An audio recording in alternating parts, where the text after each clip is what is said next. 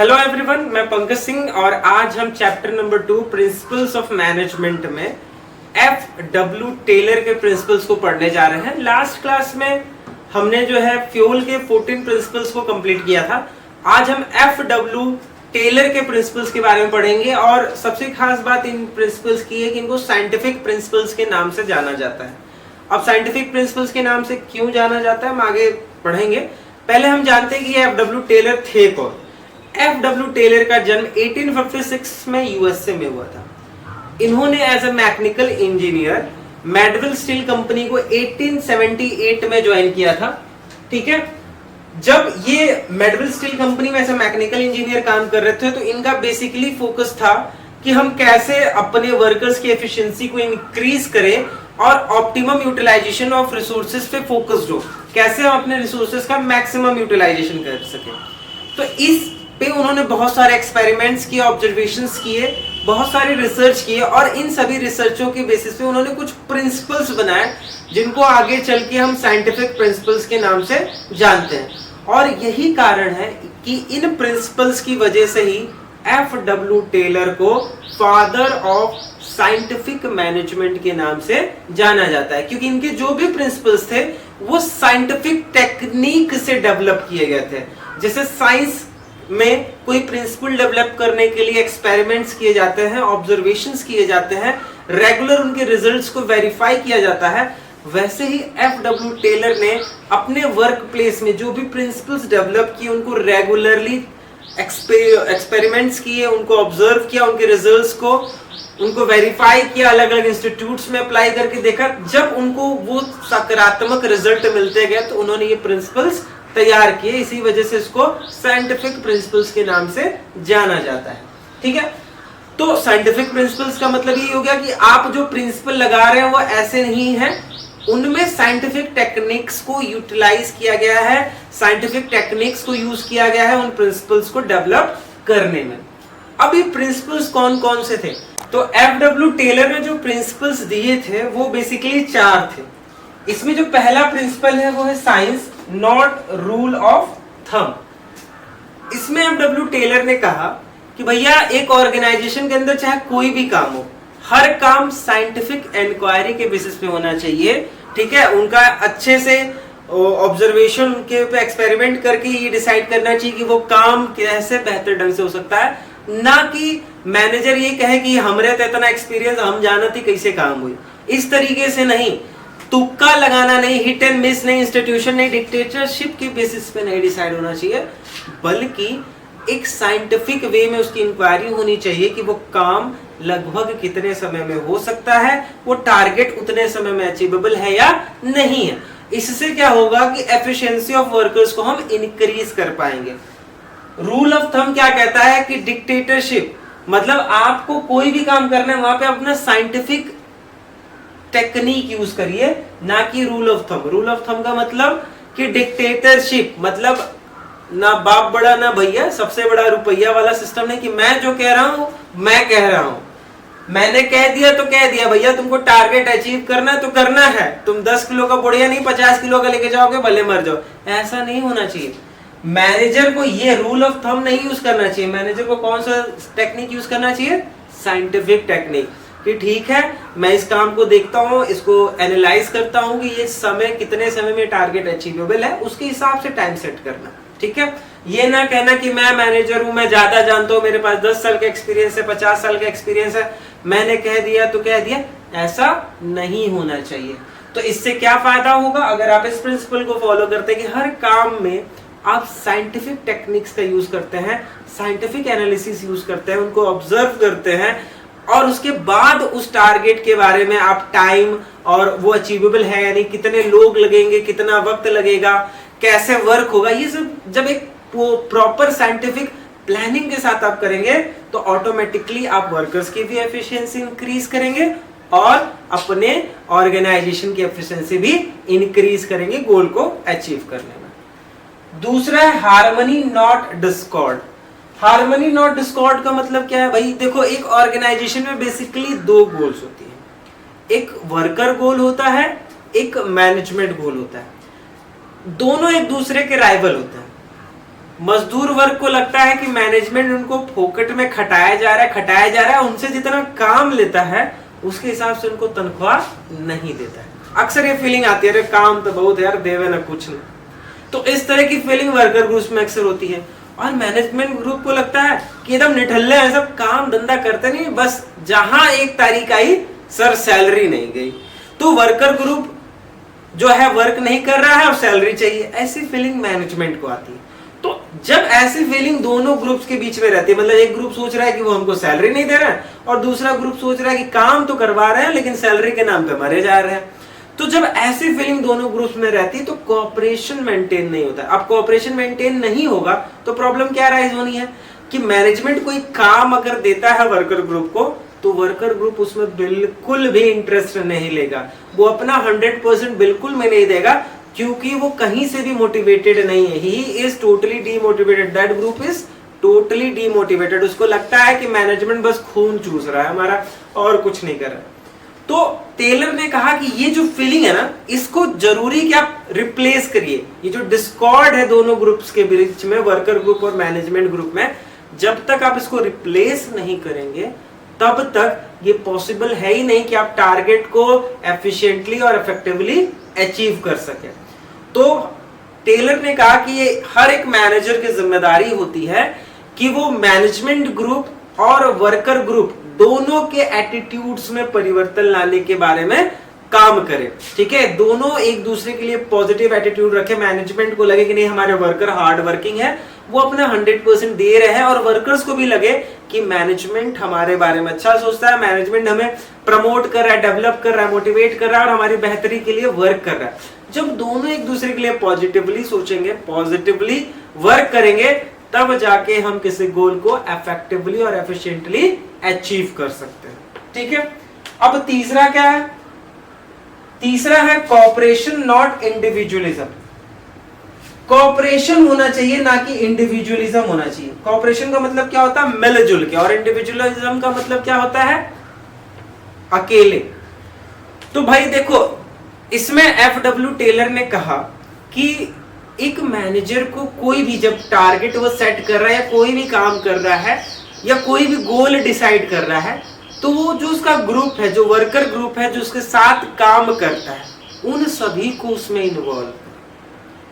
अकेले खुद से डिसाइड ना करे। जैसे आप उनको टारगेट कोई दे रहे हो कि भाई ये टारगेट आपको अचीव करना है, तो उस टारगेट को अचीव करने से संबंधित जो सजेशंस है, मतलब ये टारगेट कितने लोग मिलकर अचीव करेंगे, कितना वक्त लग सकता है, कैसे वो क्या टेक्निक यूज करेंगे टारगेट को अचीव करने में, इस तरीके की जो सजेशंस है अगर मैनेजर अपने वर्कर से लेता है तो वर्कर्स को एक बिलोंगिंगनेस की फीलिंग आती है और वो टारगेट को अचीव करने में अपना 100% देने की कोशिश करते हैं। लेकिन मैनेजर को लगता है कि भाई वो तो सर्वज्ञानी है, सर्वज्ञाता है, वो जो चाहेगा, क्योंकि वर्कर उसके नीचे काम कर रहे हैं, वो उनका बॉस है, अब जो हमने कह दिया सो कह दिया, ठीक है, नहीं तो ओ चाचा टारगेट अचीव हो जाना चाहिए, ये वाली फीलिंग नहीं होनी चाहिए। तो जब कॉपरेशन होगा तो वर्कर आपको 100% देंगे, लेकिन जब मैनेजर अपने दम पे सारी चीजें डिसाइड करेगा, वो सोचेगा कि जो मैं कह रहा हूं वही होना चाहिए, तो एक डिससेटिस्फैक्शन का माहौल क्रिएट होता है मैनेजर और वर्कर ग्रुप में, और इससे टारगेट को अचीव करने में बहुत सारी प्रॉब्लम्स क्रिएट होती हैं। तो टेलर ने क्लियरली कहा कि भैया मैनेजर को किस पे फोकस होना चाहिए? कोऑपरेशन पे, अपने वर्कर्स को अपने साथ मिलाने पे फोकस होना चाहिए, ना कि इंडिविजुअलिज्म पे। ठीक है, क्लियर? चौथा है development of workers to their greatest efficiency and prosperity. देखो, एक संस्था की एफिशिएंसी डिपेंडेंट होती है उनके वर्कर्स की एफिशिएंसी पे। मतलब अगर वर्कर्स जितने बेहतर होंगे, संस्था उतनी ज्यादा बेहतर होगी। जैसे आप एग्जांपल ले लो एक स्कूल का। एक स्कूल अच्छा है, वहां पढ़ाई अच्छी होती है, वहां पढ़ाई कैसी होती है, ये कैलकुलेशन किस बेसिस पे होता है? वहां के टीचर्स के बेसिस पे। अगर बच्चे टीचर्स के टेक्निक से सेटिस्फाइड हैं तो कहते हैं नहीं सर बहुत बढ़िया पढ़ाते हैं। अब सारे सर बढ़िया पढ़ाते हैं तो इसका मतलब स्कूल में पढ़ाई बढ़िया होती है। तो स्कूल का जो रेपुटेशन है वो किससे लिंक्ड है? वो लिंक्ड है उन स्कूल के टीचर्स के साथ। जितने ज्यादा इफेक्टिव टीचर्स होंगे, जितने ज्यादा एफिशिएंट टीचर्स होंगे, स्कूल का रेपुटेशन भी उतना ही ज्यादा होगा। उसी तरह एक ऑर्गेनाइजेशन में क्या होता है कि एक ऑर्गेनाइजेशन एफिशिएंट है या नहीं है, वो किस पर डिपेंडेंट होता है, उसके वर्कर्स पे। अब वर्कर्स कैसे एफिशिएंट होंगे भाई, वर्कर्स को तो इंद्रदेव रात में आके तथास्तु बोल के एफिशिएंट तो करेंगे नहीं। एफिशिएंट वर्कर बनाने के लिए जरूरी है कि ऑर्गेनाइजेशन अपने वर्कर्स को टाइम टू टाइम ट्रेंड करे, गाइड करे, मोटिवेट करे। जब आप उनको प्रॉपर ट्रेनिंग गाइडेंस देंगे तो वर्कर्स अपनी कैपेबिलिटी को क्या करेंगे, और बेहतर बनाने के लिए वर्क करेंगे और बेहतर डेवलपमेंट करेंगे। और जब वर्कर्स का डेवलपमेंट होगा, उनकी एफिशिएंसी का डेवलपमेंट होगा, तो ऑटोमेटिकली क्या होगा कि आपका जो इंस्टीट्यूशन की एफिशिएंसी, आपके ऑर्गेनाइजेशन की एफिशिएंसी है, वो भी ऑटोमेटिकली इंक्रीज करने लगेगी। आप भी अपने टारगेट्स को इफेक्टिवली और एफिशिएंटली अचीव कर पाए। जो टॉपिक अगला है वो है साइंटिफिक टेक्निक्स ऑफ टेलर। मतलब साइंटिफिक प्रिंसिपल्स के अलावा टेलर ने कुछ टेक्निक्स भी दिए थे जो उन्होंने अपने वर्क प्लेस पे डेवलप किए थे वर्कर्स के साथ। तो हम उन टेक्निक्स के बारे में पढ़ने जा रहे हैं। बेसिकली टेलर ने क्या टेक्निक दिए थे, टेलर ने 5 टेक्निक्स दिए थे। और वो कौन कौन से हैं, वह functional foremanship, standardisation and simplification of work, work study, differential piece wage system और मेंटल रिवॉल्यूशन। ये 5 साइंटिफिक टेक्निक्स टेलर ने दिए थे एफिशिएंसी लाने के लिए काम में, वर्कर्स की एफिशिएंसी को और ऑर्गेनाइजेशन की एफिशिएंसी को इंक्रीज करने के लिए। अब एक एक करके हम लोग डिटेल में इसको पढ़ेंगे। सबसे पहले पढ़ते हैं फंक्शनल फोरमैनशिप। भैया इसमें इन्होंने क्या कहा, फंक्शनल फोरमैनशिप में टेलर ने कहा कि आपकी जो फैक्ट्री होती है, आप उस फैक्ट्री को 2 पार्ट में डिवाइड करेंगे, प्लानिंग डिपार्टमेंट और प्रोडक्शन डिपार्टमेंट। मतलब फैक्ट्री के 2 डिवीजन हो जाएंगे, एक हो जाएगा प्लानिंग डिपार्टमेंट और एक हो जाएगा प्रोडक्शन डिपार्टमेंट। तो प्लानिंग डिपार्टमेंट के लिए एफडब्ल्यू टेलर ने कहा कि इसका काम सिर्फ इतना होना चाहिए कि ये फैक्ट्री में होने वाले हर काम से रिलेटेड प्लानिंग करेगी। मतलब क्या काम होगा, सिर्फ और सिर्फ काम पे फोकस करेगी। और प्रोडक्शन डिपार्टमेंट क्या करेगा, ये सिर्फ और सिर्फ प्रोडक्शन पे फोकस करेगा। इससे क्या फायदा होगा कि काम जो है वो 2 पार्ट में बट जाएगा फैक्ट्री का। एक पार्ट सिर्फ प्लानिंग पे फोकस करेगा और एक पार्ट क्या करेगा, वो जो प्लानिंग हुई है उसको एक्चुअली में प्रोडक्शन में यूटिलाइज करेगा, मतलब एक्चुअल प्रोडक्शन में काम करेगा। तो प्लानिंग डिपार्टमेंट और प्रोडक्शन डिपार्टमेंट। फिर आगे इसमें टेलर ने कहा कि भैया 2 डिपार्टमेंट तो तुमने कर दिए, अब 2 डिपार्टमेंट में अब तुमको करना क्या है कि एक डिपार्टमेंट में अगर तुम एक हेड बनाते हो तो क्या है कि एक हेड के अंदर सारी क्वालिटी नहीं होती है। मतलब अगर सिर्फ और सिर्फ एक व्यक्ति को उस प्लानिंग डिपार्टमेंट का हेड बना दिया जाए तो जरूरी नहीं कि उसके अंदर सारी क्वालिटी हो, मतलब एजुकेटेड हो, उसके पास एक्सपीरियंस हो, उसके पास अच्छी नॉलेज हो, अच्छा ट्रेंड हो। ये जरूरी नहीं कि एक व्यक्ति में सारी क्वालिटीज हो। तो इसके लिए एफडब्ल्यू टेलर ने कहा कि भैया ऐसा करो कि हर एक डिपार्टमेंट में 4 एक्सपर्ट्स को रखो। अब 4 एक्सपर्ट होंगे, उनको 4 फील्ड की नॉलेज होगी। मतलब प्लानिंग डिपार्टमेंट में आपको 4 एक्सपर्ट रखने हैं और प्रोडक्शन डिपार्टमेंट में 4 एक्सपर्ट रखने हैं। मतलब टोटल 8 एक्सपर्ट आपके हो जाएंगे। ठीक है, अब बात करते हैं कि कौन कौन से एक्सपर्ट आएंगे। सबसे पहले प्लानिंग डिपार्टमेंट में हमारा आता है रूट क्लर्क। ठीक है, मतलब प्लानिंग डिपार्टमेंट का काम क्या था कि टोटल काम की प्लानिंग करना। अब प्लानिंग में क्या है, रूट क्लर्क एक हो गया, एक इंस्ट्रक्शन कार्ड क्लर्क हो गया, एक टाइम एंड कॉस्ट क्लर्क हो गया, एक हो गया डिसिप्लिनेरियन। अब रूट क्लर्क क्या करेगा, ये डिसाइड करेगा स्टेप्स, सीक्वेंस ऑफ स्टेप्स की। मतलब किसी काम को अगर हमें करना है तो उसका स्टेप क्या होगा, किस सीक्वेंस में हम स्टेप्स लेंगे उस काम को करने के लिए। तो ये प्लान करता है स्टेप्स के लिए। दूसरा इंस्ट्रक्शन कार्ड क्लर्क, इसका काम होता है कि इंस्ट्रक्शंस प्लान करता है कि भैया कौन कौन से काम है और उसमें कौन कौन से इंस्ट्रक्शंस हमें देने हैं अपने वर्कर्स को काम करने के लिए। मतलब इंस्ट्रक्शन से रिलेटेड काम जो है इंस्ट्रक्शन कार्ड क्लर्क का होगा। टाइम एंड कॉस्ट क्लर्क का काम क्या होगा, ये प्लान करेगा कि किसी पार्टिकुलर जॉब को करने के लिए क्या स्पेसिफिक टाइम पीरियड हमें डिसाइड करना है। मतलब कोई टारगेट कितने समय में पूरा होगा और उसकी कॉस्ट कितनी होनी चाहिए, ये कौन डिसाइड करेगा, टाइम एंड कॉस्ट क्लर्क। ठीक है, डिसिप्लिनेरियन का क्या काम होगा, ये आपका code of conduct, rule and regulation के अंतर्गत काम हो, इससे रिलेटेड प्लानिंग कौन करेगा, डिसिप्लिनेरियन करेगा। ठीक है, तो ये प्लानिंग डिपार्टमेंट के 4 लोग हो गए। अब प्रोडक्शन डिपार्टमेंट में कौन कौन आता है भैया? Gang boss, speed boss, repair boss और इंस्पेक्टर। अब गैंग बॉस का क्या काम होगा? गैंग बॉस का काम ये होगा कि प्रोडक्शन के दौरान जो भी रिसोर्सेज चाहिए हो, चाहे वो मैन हो, चाहे वो मटेरियल हो, चाहे any kind of resources, man power requirement हो, वो सारी व्यवस्था कौन करेगा? मशीनरी की व्यवस्था, रिसोर्सेज की व्यवस्था, मैन पावर की व्यवस्था, ये सारी की सारी चीजें कौन करेगा? गैंग बॉस करेगा। ठीक है। अब स्पीड बॉस का काम अगला है स्पीड बॉस। इसका काम क्या है? प्रोडक्शन में टाइमली वर्क हो, मतलब जो टारगेट सेट किया गया, जो स्पेसिफिक टाइम सेट किया गया कि इतने देर में टारगेट को अचीव करना है, उस टाइम के अंदर टारगेट अचीव हो, इसको कौन मॉनिटर करेगा? इसको मॉनिटर करेगा स्पीड बॉस। फिर तीसरा आता है रिपेयर बॉस। अभी रिपेयर बॉस कौन है? रिपेयर बॉस का काम है कि जो भी मशीनरी, जो भी इक्विपमेंट्स हैं फैक्ट्री के अंदर, वो वर्किंग कंडीशन में हो, मतलब कोई डिफेक्ट है उनके अंदर तो उसको मेंटेन करवा के उनको वर्किंग कंडीशन में लाने का काम कौन करेगा? ये करेगा आपका रिपेयर बॉस। उसके बाद है लास्ट में इंस्पेक्टर। इसका क्या काम है? इंस्पेक्टर का काम क्या है कि ये quality of good, standard of good को चेक करता रहे, मतलब जो टारगेट हमने जो प्लानिंग के अनुसार टारगेट गुड के स्टैंडर्डाइजेशन का सेट किया था, क्वालिटी का सेट किया था, वो उसके अकॉर्डिंग है या नहीं है। इंस्पेक्टर चेक करेगा कि भैया क्वालिटी, माल बढ़िया क्वालिटी का है कि नहीं है। ऐसा तो नहीं है कि एक हाथ का साबुन बनाया हो और एक बित्ते का साबुन बना रहे हो, मतलब स्टैंडर्ड सेट होना चाहिए कि क्वालिटी कैसी है, वेट कैसा है, साइज कैसा है, ये सब कौन चेक करेगा? इंस्पेक्टर करेगा। तो ओवरऑल अगर हम फंक्शनल फोरमैनशिप की बात करें तो इसमें यही था कि टेलर ने कहा कि काम को बेहतर ढंग से करने के लिए फैक्ट्री को दो पार्ट में डिवाइड कर दो, प्लानिंग डिपार्टमेंट और प्रोडक्शन डिपार्टमेंट, और हर डिपार्टमेंट में 4 एक्सपर्ट्स को रखो जो उस डिपार्टमेंट में वर्क को करवाएं, ताकि वर्क अच्छे से हो और एफिशिएंसी वर्कर्स की इंप्रूव हो और ऑर्गेनाइजेशन की एफिशिएंसी इंप्रूव हो। उसके बाद है standardisation and simplification of work. इस टेक्निक में क्या कहा?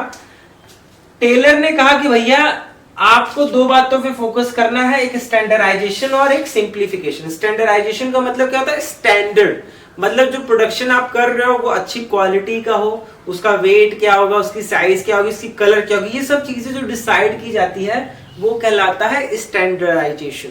अब टेलर ने इसमें कहा कि अगर आप बेहतर क्वालिटी का प्रोडक्ट बनाना चाहते हो तो ये बेहतर क्वालिटी का प्रोडक्ट तभी बन पाएगा जब आप राइट फ्रॉम द प्रोडक्शन से स्टार्ट करके फाइनल आउटपुट पे आते हो। मतलब जब रॉ मटेरियल आप खरीद रहे हो, रॉ मटेरियल बढ़िया खरीदो, ठीक है। मशीनरी जो आप लगा रहे हो अच्छी मशीनरी लगाओ, अच्छी प्रोडक्शन करने वाली मशीन लगाओ, मैन पावर जो लगा रहे हो वो एफिशिएंट मैन पावर लगाओ, तब जाके आउटपुट आपका बेहतर होगा। जैसे सपोज करो कि आपको छोले बनाने हैं घर पे, ठीक है, तो अब छोला बनाना है तो मटर आप ले आए भुना हुआ, ठीक है, मसाला आप जो है बेकार क्वालिटी का ले आए, तो आप कितनी भी मेहनत कर लो, कितना भी अच्छा कुकिंग करने का प्रयास करो, आपका छोला बेहतर नहीं बनेगा। कि बन जाएगा? नहीं बनेगा। क्यों? क्योंकि पहली बात तो आपके मटर की क्वालिटी खराब थी, आपके मसाले अच्छे नहीं थे, तो आप कितना भी उसमें अपनी एफिशिएंसी लगाओ, उसका टेस्ट आप अच्छा नहीं कर सकते। तो इसलिए जरूरी है कि आप जब मटर खरीद रहे हो उसी समय मटर को चेक करो, मसाला चेक करो, प्याज लहसुन जो भी खरीद रहे हो, हर चीज की क्वालिटी जब बेहतर होगी फिर आप अपनी पूरी एफिशिएंसी लगाओगे, तब जाके मटर के छोले मस्त बनेंगे। क्लियर?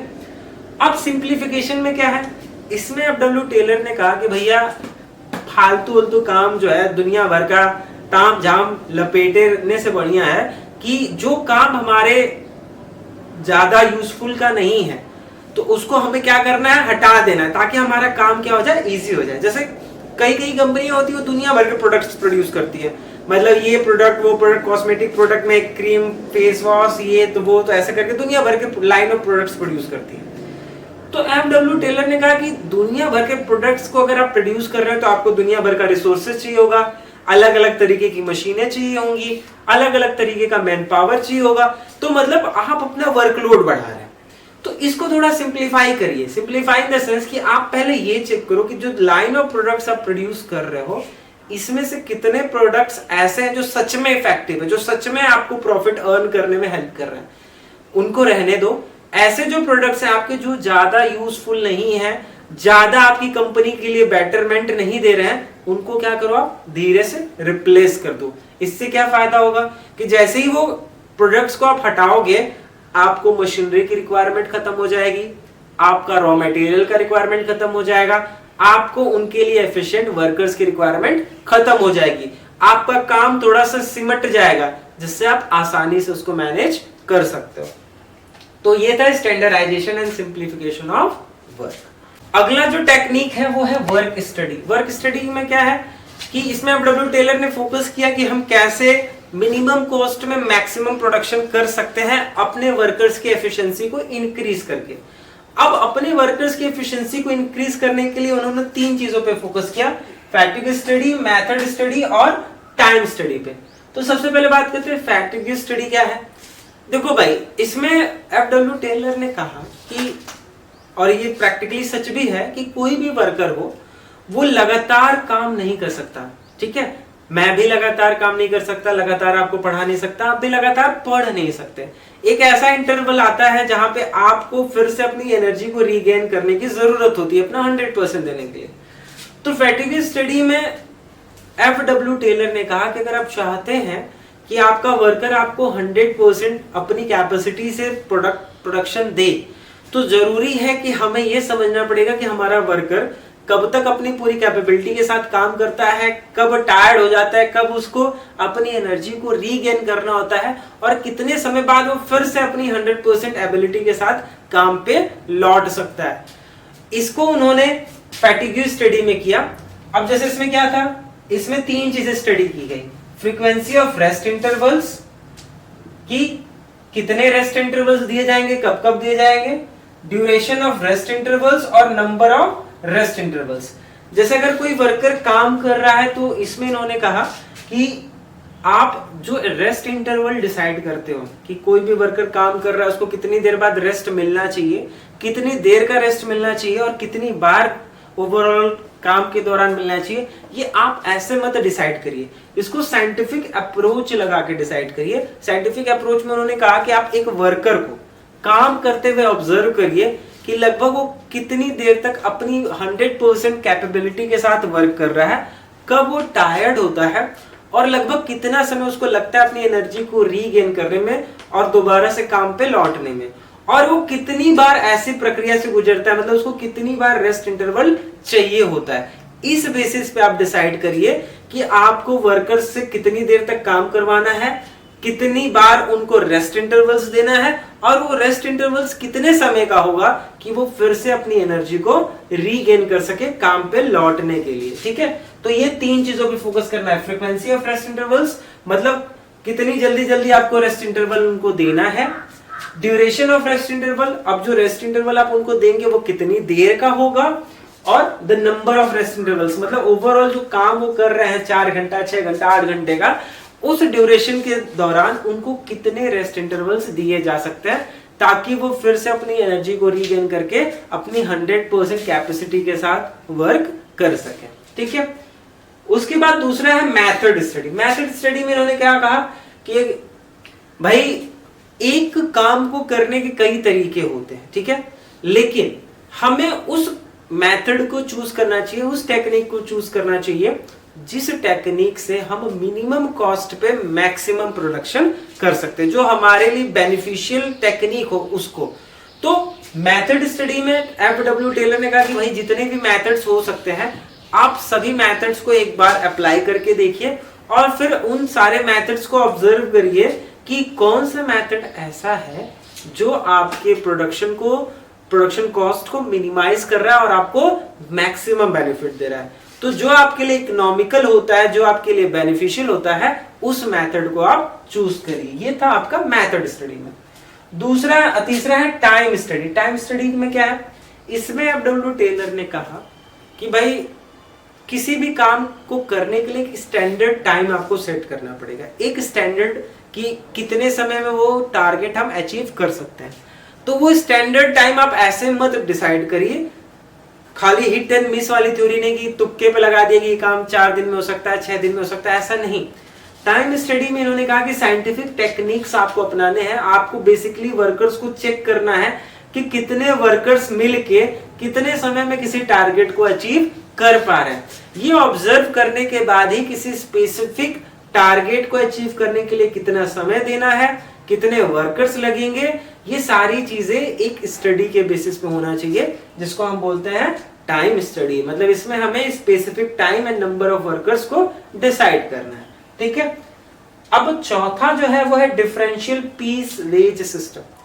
इस टेक्निक में डब्ल्यू टेलर ने कहा कि अगर आप चाहते हैं कि वर्कर्स अपनी 100% एबिलिटी के साथ वर्क कर सके, अपनी पोटेंशियल पूरी लगा सके, काम में बेहतर से बेहतर आपको दे सके, तो इसके लिए आप एक टेक्निक यूज कर सकते हैं, डिफरेंशियल पीस वेज सिस्टम। इसमें आपको करना क्या है कि जो वर्कर्स जैसा काम कर रहा है उसके काम के अनुसार ही उसकी सैलरी या उसका वेज डिसाइड करना। मतलब जो ज्यादा एफिशिएंट है उसकी सैलरी थोड़ी ज्यादा रखिए, जो थोड़ा इनएफिशिएंट है उसकी सैलरी कम रखिए। इससे क्या होगा कि जो एफिशिएंट है वो मोटिवेट हो जाएगा। मतलब आप उसको हाई सैलरी पे करेंगे, उसके काम से खुश होके, तो वो ज्यादा मोटिवेट होगा, वो और बेहतर करने की कोशिश करेगा। और जो इनएफिशिएंट वर्कर होगा वो क्या करेगा, क्योंकि सेम पोजीशन पे उसको कम सैलरी मिल रही है और किसी को ज्यादा सैलरी मिल रही है, तो वो अपनी एफिशिएंसी को इंक्रीज करना चाहेगा ताकि वो भी उस लेवल की सैलरी को हासिल कर सके। तो इससे उसको भी मोटिवेशन मिलेगा, उसके अंदर भी ये आएगा कि I have to increase my potential ताकि मैं भी अच्छी सैलरी ले सकूं। फिर पांचवा है मेंटल रिवॉल्यूशन। इसमें क्या है कि भाई मैंने आपको बताया कि बेसिकली किसी भी ऑर्गेनाइजेशन में दो ग्रुप होते हैं, एक वर्कर ग्रुप होता है, एक मैनेजमेंट ग्रुप। वर्कर ग्रुप को अक्सर लगता है कि मैनेजमेंट ग्रुप उनके काम के हिसाब से उनको पे नहीं करता, और मैनेजमेंट ग्रुप को लगता है कि वर्कर ग्रुप पेमेंट के हिसाब से काम नहीं करता। अब ऐसा जो नेगेटिव सोच होती है दोनों की एक दूसरे के प्रति, इससे जो उनके बीच कॉपरेशन है वो मेंटेन नहीं हो पाता, जिससे काम सही ढंग से नहीं हो पाता। अब काम सही ढंग से नहीं होगा, वर्कर्स अपनी 100% पोटेंशियल के साथ वर्क नहीं करेंगे, मोटिवेशन के साथ वर्क नहीं करेंगे, तो क्या होगा, टारगेट को अचीव करने में प्रॉब्लम आएगी। तो मेंटल रिवॉल्यूशन में डब्ल्यू टेलर ने कहा कि हर एक मैनेजर को फोकस करना चाहिए इस बात पे कि वो ऐसे टेक्निक्स यूज करे जिससे दोनों ही ग्रुप की जो एटीट्यूड है एक दूसरे के प्रति वो पॉजिटिव हो। मतलब मैनेजमेंट ग्रुप वर्कर्स के लिए पॉजिटिव एटीट्यूड रखे और वर्कर्स ग्रुप मैनेजमेंट के लिए पॉजिटिव एटीट्यूड रखे, दोनों कोऑपरेट करके काम करें, दोनों एक दूसरे के साथ मिल के काम करें, तभी हम किसी टारगेट को अचीव कर सकते हैं। ये है आपका मेंटल रिवॉल्यूशन।